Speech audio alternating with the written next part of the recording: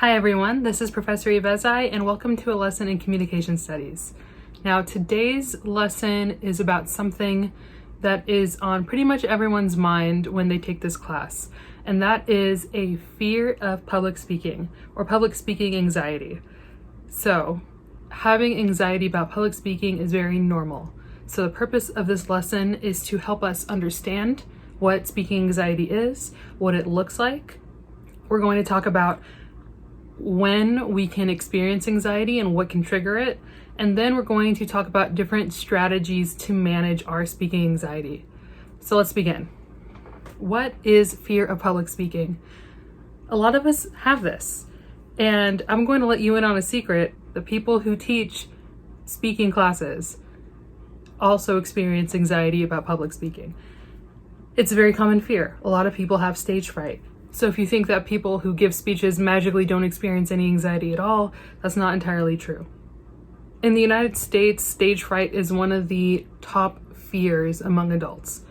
Speaking is scary. So for some people have that discomfort or that tend to avoid it. For others of us, there can be a very real physical reaction to the thought of public speaking. So let's talk about that. Where does that come from, that speaking anxiety? As humans, when we are faced with a dangerous situation, our fight or flight response is triggered. So we perceive a threat, our body releases a ton of adrenaline, which prepares us to either fight or flee. This is really helpful when you are face to face with a saber-toothed tiger. But what happens when the thing that is triggering your fight or flight response is a speech? You can't throw hands with a speech, and a lot of us feel like running away. So we have this response to danger over giving a speech. So even though you think that fear of public speaking is only in your head, it's actually something that you're experiencing physiologically. Your body is having a physical response to this anxiety that you have over giving a speech. Your body undergoes physical changes because of this rush of adrenaline. Your heart rate increases, you might begin to start sweating, you breathe more quickly and might start hyperventilating. Your normal body functions start slowing down, which affects your digestion. So your stomach might really hurt or feel like it's twisting up. Or you might start shaking or trembling and your voice might shake. Do any of these sound familiar? I think we've probably experienced at least one of these things when we've been in a situation when we have to give a speech. If it feels like this is happening out of your control, it's because it is going off without you asking for it to happen. So it's not our fault if we get nervous. It's not our fault if we start having physical responses to that fear. That is a normal function of being a human. What is in our control is how we respond to it once we start experiencing that anxiety. What we can do is become conscious of our body's behavior and then reel it back into our control. What I mean by being conscious of our behavior is to recognize that it's happening, think about it, feel it, and try to adjust it. So a lot of the times our body is doing things without us even thinking about it. And when you start thinking about it, you become hyper aware of it. So right now, if I'm to tell you, you're breathing right now and your tongue is resting on the roof of your mouth. Suddenly you're like, oh, I am breathing. And oh, what is my tongue doing up there on the roof of my mouth? It's these things that your body's already doing. You're just not thinking about it. That's what we want to do with our response to our speaking anxiety. We want to acknowledge that it's happening and know that we can make adjustments to help manage it. It wasn't until I had my first anxiety attack that I really understood the feeling of being out of control. And in that moment, when you're experiencing anxiety about something, your mind is moving so fast. It is imagining every possible thing that can go wrong. It is taking one instance and exploding it into a million different possibilities. And it's not evaluating whether those things are true or not. It's just positioning you to think that these are real threats to you. And it has a real physical toll. That heart racing and the hyperventilating and the shaking, all of that stuff, when I finally was able to calm down, I felt like I had just ran a marathon. It was exhausting. So anxiety is not just something in your head, it is something that's happening physically.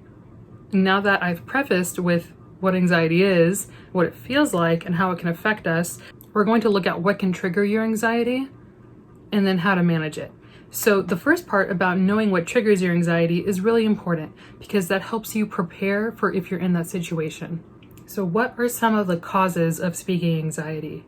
For some of us, it's a lack of positive experience. We've never felt good about our public speaking in the past, or maybe we had a bad experience, we messed up, and we're constantly reminded of that bad experience. So anytime we're in a position where we do need to give a speech, our brain reminds us of a time where it was a bad experience.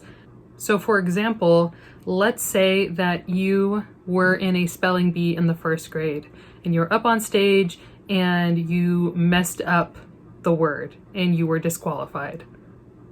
If we have that negative experience when we were on stage in front of an audience, the next time we're in front of an audience giving a speech, our brain is like, hey, remember that time in first grade where you totally messed up and everyone thought you were stupid? And you're like, cool, thanks for reminding me. Now I don't want to give this speech. If we feel like we did not have a positive experience with our speaking, it makes it hard for us to believe that our current or future speaking scenarios can be positive. For others, it's that feeling of being in the spotlight, that feeling of being the center of attention and having everyone look at you. What might be nerve-wracking in that situation is that we feel like we are so different from everyone else, that we are this outsider, and people are looking at us trying to figure out what's different, trying to figure out what they don't like about us. We feel like we are being made fun of or singled out, and we're putting ourselves in front of an audience, giving them an opportunity to dislike us. We feel like people are going to be pointing out every single flaw when we're the center of attention. Another cause is that feeling of being evaluated, that people are judging you. People in the audience are going to be passing judgment on you and deciding whether they like you or not. To be fair, you are being evaluated in a communication class in the sense that I'm going to be providing you with a grade, which is an evaluation. So that might be a fear that you have. It's not just speaking in front of an audience, but speaking in front of someone who's going to be assigning you a grade. For me, the fear of being evaluated is one of my sources of anxiety. Giving a lecture in front of my students, fine. Giving a lecture in front of my students when the department chair is sitting in the back and goes, "We're evaluating your performance." That's a little scary. Not gonna lie, I would be nervous. So these are a few different causes of public speaking anxiety. You might have others. So right now, if you have an idea of what your source of speaking anxiety is, if it was one of the ones I talked about, or if it's something else, go ahead and write it down in your notes. So these are some things that can cause speaking anxiety. But another thing that might cause it is the timing or when you might feel it. Your textbook breaks it down into 4 different sections. So let's talk about them. And I want you to think about which one of these most aligns with you. So the first one is pre-preparation anxiety. Someone with pre-preparation anxiety has speaking anxiety at the thought of just giving a speech. They have not begun preparing yet. They just know that they have to give a speech.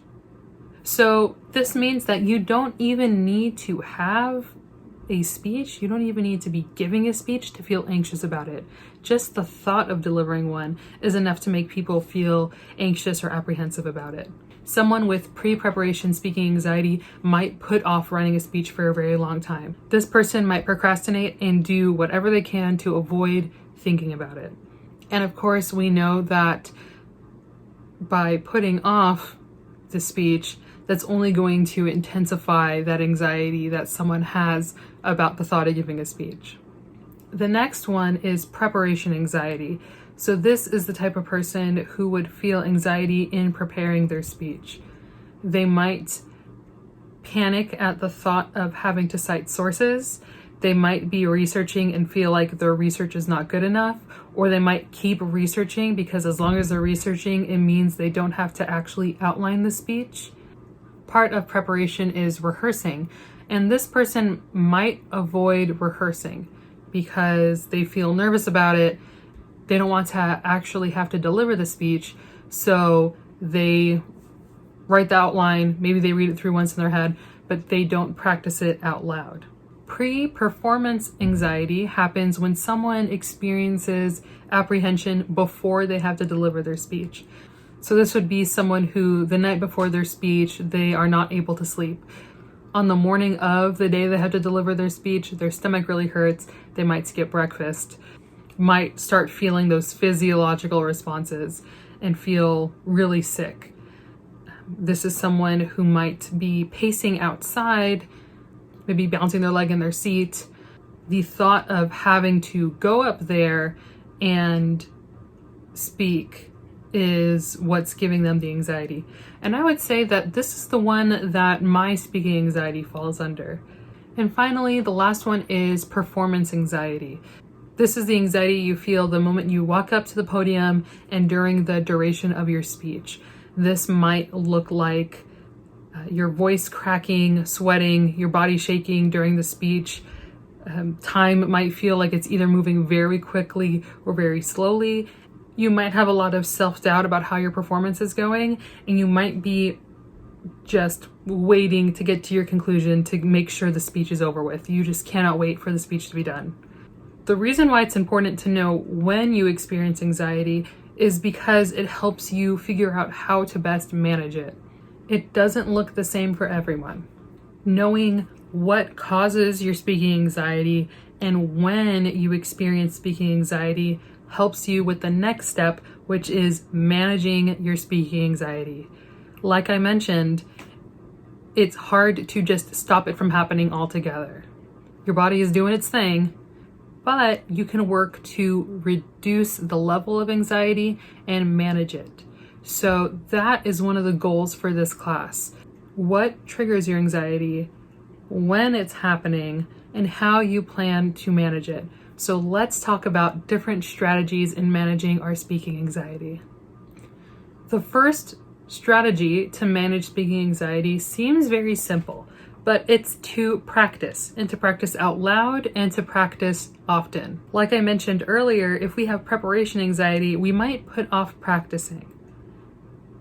But that's only going to intensify our speaking anxiety. When we're able to practice it out loud, there is a few things going on here. One of the things that's happening is that we're becoming more familiar with our speech, and that helps us become more conversational. When we're conversational about it, we feel more comfortable. Something that helps with anxiety is familiarity, things that we can connect with and can help ground us. If we rehearse our speech often and we know our speech, we are able to ground ourselves in that. We know what we're going to say. We know what's coming next in our speech. Another thing that it does is that it helps us build confidence. If we really know our speech and we rehearsed it a lot, it's a lot easier to go up there and deliver the speech and be confident in what it is that we're saying because we know we rehearsed it. A thing that's important about rehearsing out loud is to rehearse using your whole body. Standing, using the space, using your arms, your facial expressions, getting your body comfortable with what it is that you're going to be doing during your speech. That way, when you actually are standing up and delivering your speech, when we have those physical responses where we shake or we tense up, our body can rely on that muscle memory that we've built when we know we're going to hold up our hand or we're going to make a gesture. It sounds really simple, and it is. It's just hard to do it. It's when we are dreading giving the speech, it's hard to motivate ourselves to practice. One of the things that I do is I will practice my speech while I'm driving, while I'm in the shower, while I'm doing laundry, times where it's more casual, where I can talk through my speech, get more familiar with it. without feeling like I'm standing in front of a mirror or in front of an audience. That way, by the time I do that, I am already more familiar with the speech. Also, it is important to rehearse the speech all the way through. It happens really often when people are really confident at the beginning of their speech, and as they get towards the end, they start to lose their place, they get more nervous, that anxiety starts seeping in because they didn't practice it all the way through. And by some people, I mean like myself included. So practicing out loud, practicing all the way through, practicing with your body from head to toe. That way your mind and your body is connected. And when you're in that stressful situation, your body knows what to do. You're better equipped to manage that feeling of anxiety. Let's talk about the negative thoughts that we have in our head. These voices can be overwhelming. They can be really loud in our heads. And they're going to tell us things that we believe are true. But here's the thing. When you're experiencing anxiety, not everything that your brain is telling you is logical. I mentioned earlier that I experienced an anxiety attack, and my brain gave me 500 different scenarios of how everything could go wrong. And when that anxiety attack was happening, I felt so out of control of what was going on. I did not know what to do. I was panicking. And when I was able to breathe and calm myself down and ground myself, when I thought back at what I was thinking, what my anxiety was telling me, I realized, like, that's ridiculous. It's not that big of a deal. Why were you so worried about that? It's so illogical. It's not going to happen. But in the moment, I didn't know it was illogical. To me, it felt really real. So what we can do to manage that is to know what those fears are, what those negative voices are, and challenge them and replace them with a positive message. So here's what you can do. The first thing is identifying what that negative self-talk is. What is that negative voice in your head? What is it telling you? What fear is it feeding into? So let me give you an example of what one of my negative voices was. When I began my first semester of teaching communication studies, I had a negative voice in my head before I taught class, and it was telling me, you don't know what you're talking about. You don't know enough about communication to be teaching. Why should students listen to you? You're not that smart. And this was this voice that I believed to be true. It was something that was born out of that anxiety from that situation, and I did not question it. I just assumed this was correct because you're not really questioning things when you are apprehensive about it. The next step is to examine what underlying message is happening in that negative self-talk. What is it telling you, and why is it illogical? Why is it incorrect? Why should you not believe it? Ask yourself, why am I feeling this way about the situation? What thoughts are causing this emotion in me? So examining the beliefs underlying that negative self-talk. So as a reminder, my negative self-talk was, you're not a good professor, you're not smart enough to teach these college students. The thoughts that are generating this feeling of me being inadequate is that it's my first semester teaching, I've never done this before, my students are going to be able to tell that it's my first semester, and I'm probably not smart enough to be able to teach them. They're gonna know that I don't know what I'm doing. Are these thoughts that I'm having rational? Are they rational fears? And if they're not rational, what is a more rational way of approaching the situation? The fear comes from an honest, genuine emotion, but the thoughts that are triggering that fear aren't always rational. In my case, are my thoughts rational? Well, the part about me being new, yes, I am afraid that I'm new at teaching. Was it rational to think that I didn't know what I was talking about? Not at all. That was irrational, because I knew that I studied this thing. I knew a lot about it. I had a lot of information, and I was prepared to teach it. I knew that I had gone through training to be an instructor, and I was very well versed on this information. So that fear that I had wasn't based in logic, it was based in fear.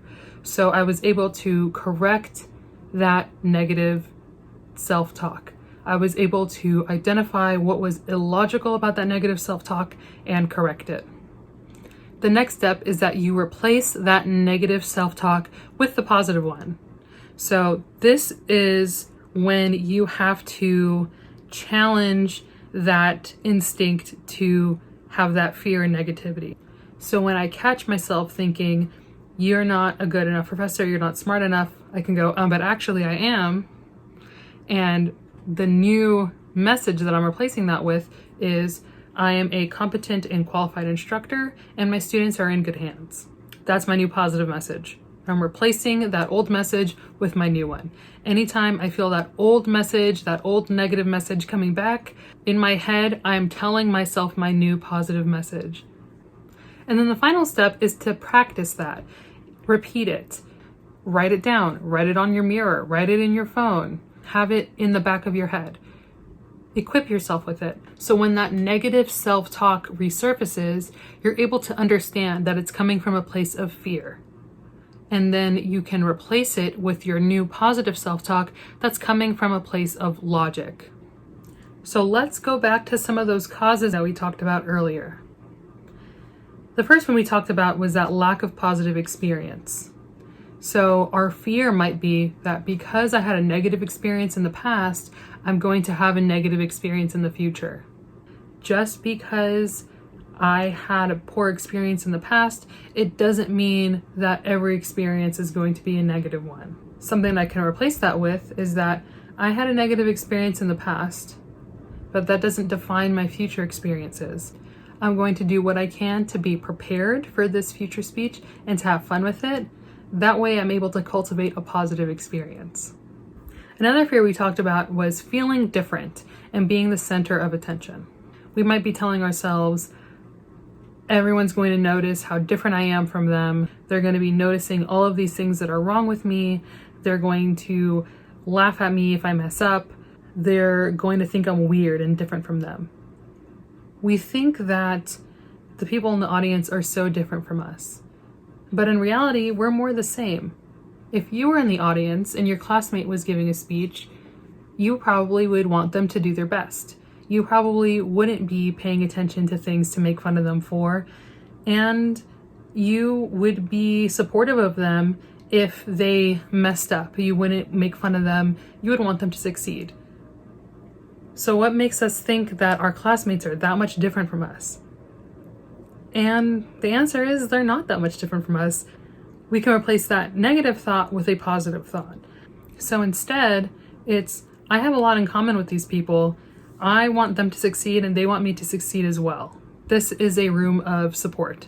This class is a support system for me.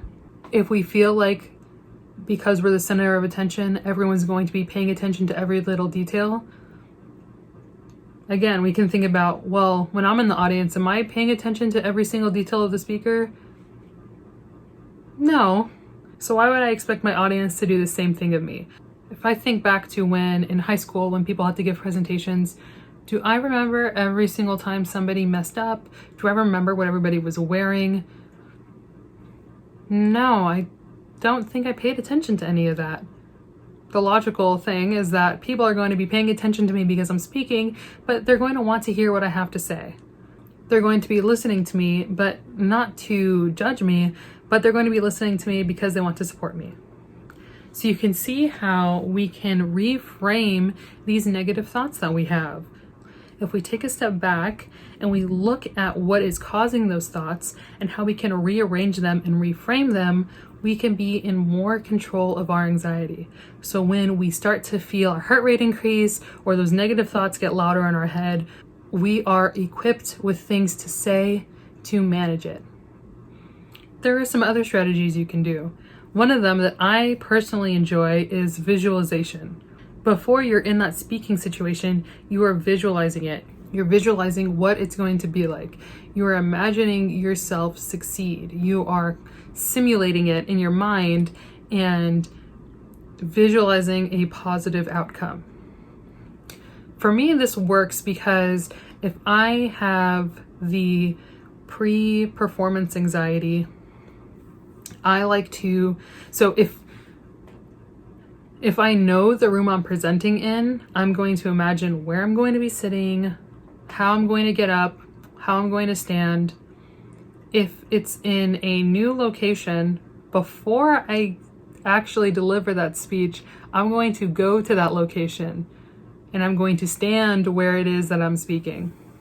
And that familiarity is helpful in me being more confident in my actions. By visualizing yourself in that situation, visualizing what you're going to do, it helps you prepare yourself for when you actually do it. That way it's not so scary or so new to you. You've already run through it before in your head. It's no different. You're just doing it physically in person. Another one is breathing.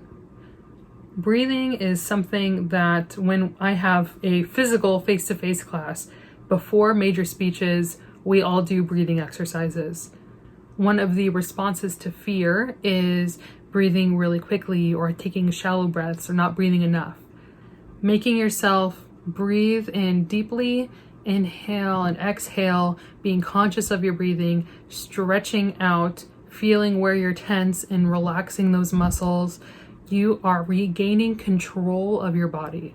When that adrenaline is making those changes and it feels like it's out of control, you can use breathing and stretching to regain control. So if you feel like that is something that you struggle with, I recommend before you record your speeches to breathe, to stretch, to let the tension out, and to get your body in a state where it's comfortable and breathing regularly to manage that stress that you're feeling. Related to that is the idea of purposeful movement. I mentioned that you would want to rehearse from head to toe. You can use movement in your speech. That way you are in control of your body during your speech. If you know that you're going to shake up or get tense during your speech, you can incorporate movement into your speech. That way you are in control of your body. You're in the driver's seat. So our body has involuntary movements. We have involuntary things that we do when we're stressed. So you can manage that by incorporating voluntary movements. That you're going to take a step when you start this main point, that you're going to make this gesture with your hand, that you're going to take a step the other way. By doing this, you are creating a sense of control over your body. When we get anxious, we feel like we lose control. So by incorporating a movement that you've planned out strategically, you are regaining that control. So, what are some things you can do in this class to manage your speaking anxiety? In addition to all the things we said before, here are some tips. One is to acknowledge that you're nervous, to say, hey, I'm nervous. I'm pretty anxious. If you acknowledge it, you're owning it, makes it easier to try to manage it. I mentioned that I wanted you to pick a topic that you enjoy speaking about. Pick a topic that you are comfortable speaking about. If you're really excited about your topic, if it's something that is comfortable to you or familiar to you, you are going to feel more in control of the project and it might reduce your anxiety. Select things that are important to you, that you enjoy researching, that you would want to talk about. Another thing you can do is to focus on what your goal is in this class. Remember that the goal of this class is not to be a perfect speaker. It's to build your speaking skills. If you remind yourself, hey, this speech doesn't need to be perfect. I just need to do my best. Keeping that goal in mind is going to help you. Another thing you can do is to prepare and practice. Most of the work of a speech goes into the preparation. You speak for 5 minutes, but most of the time and energy goes into your preparation, into your research, into your organization, your outlining, your practicing out loud. So by giving yourself enough time to practice and rehearse and plan, you are going to be in a better position when it comes time to actually deliver your speech. And lastly, you can ask for help when you need it. Make an appointment to meet with me during office hours if you need help. This is your opportunity to seek help from me. Remember, this is a class, and I'm your instructor, and I'm here to help you. So if you find yourself stuck, if you find yourself having a difficult time in any step of the process, reach out to me and ask for my help, because I will help you. That's all the information on speaking anxiety for today. Today we talked about how being anxious is a very normal response to fear, and how public speaking can be perceived as a threat. Even though it is not something that can physically hurt us, mentally it can cause fear, and our body reacts to that. We talked about ways we can identify what those sources of fear are and when they can happen in the speech writing process. And then we talked in depth about the different strategies we can incorporate into our lives when we are faced with anxiety. A thing I'd like you to remember is that it takes practice and it takes work. We all have different starting points when it comes to our communication apprehension or our speaking anxiety. It's not going to be the same for everyone, but it is completely normal and natural to experience these sorts of fears and these responses to that fear. So hopefully from this lecture, you learned a few strategies that will help you not only in this class in managing your anxiety, but any situation when you are feeling stressed out or anxious about something. Those questions that we talked about, identifying the negative and replacing it with a positive, and identifying the irrational and replacing it with a rational, those are going to be good strategies to use in any situation when you are feeling that physical response to fear. Lastly, we talked about things you can do in this class to help manage your speaking apprehension. As a final reminder for you, I don't grade students based on how anxious they are.